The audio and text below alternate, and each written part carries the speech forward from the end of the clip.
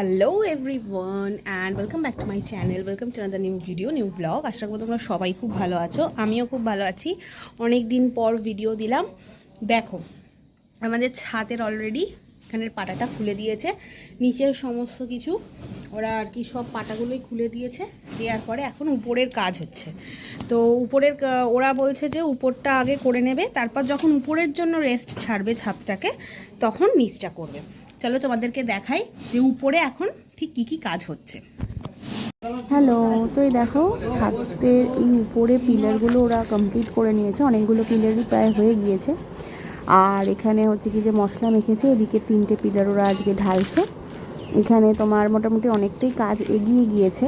আর এইখানের এই পুরনো যে পিলারগুলো, যেগুলো আমাদের মানে পুরনো দিকের যে পজিশনের পিলারগুলো, সেগুলো রড বার করছে, ওখানটা ঢালাই হবে। আর ওইদিকে যে দুই ভাই দাঁড়িয়ে আছেন, ওনারা এসেছেন এসির আউটারটা খোলার জন্য, কারণ ওখানটা একটা পিলার আছে, ওটা না ভেঙে মানে ওটা না সরিয়ে দিলে অসুবিধা হবে। ব্যাস এই এখন আবার এই ভাঙাভাঙি স্টার্ট হয়েছে, আবার একটু ধুলো টুলো এই সমস্ত নিয়েই চলছে আর কি। বেশ দ্রুত গতিতেই কাজ এগোচ্ছে। তো এদিকে কাজকর্ম হচ্ছে, আমি নিচে চলে এসেছি। যেহেতু শ্রাবণ মাস পড়ে গেছে, তোমরা আমার যারা পুরনো ব্লগগুলো দেখেছো তারা জানো আমরা শ্রাবণ মাসে নিরামিষ খাই, আমি আর তুষারবাবু।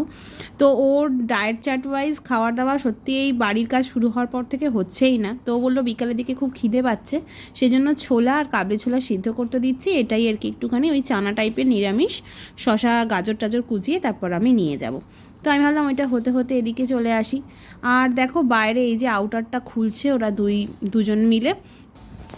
আর উপরে আমি গিয়ে দেখি তখন ওরা আর কি একটা পিলার ঢালাঢালি করছে।